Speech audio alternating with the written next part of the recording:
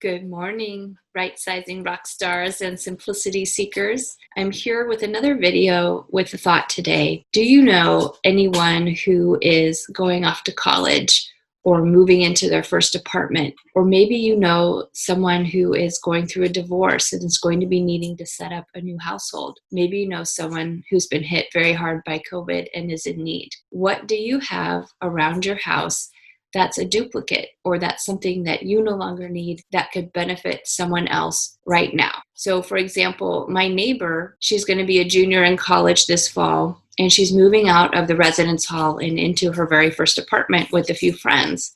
And she doesn't have anything besides a mattress to start off with.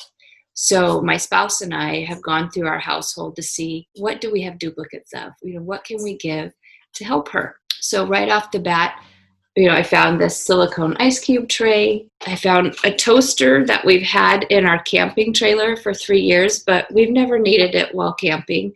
So it's sitting around not benefiting us when it could do someone else so much good. So I'm urging you today to pull out a few things, even if it's only, a handful of items. You can make a really big difference to somebody else. And it's going to feel so good for you to give those things and to feel lighter, to have less stuff weighing you down.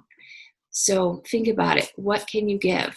And for a lot of us, it's easier to give when we know who it's going to, when it's not just kind of going to Goodwill or another charity and we just think it's going off into this void. It's a lot easier for some of us to let go when we know exactly who it's benefiting. So I hope you have a wonderful day, and thanks for watching this video. Take care. Bye-bye.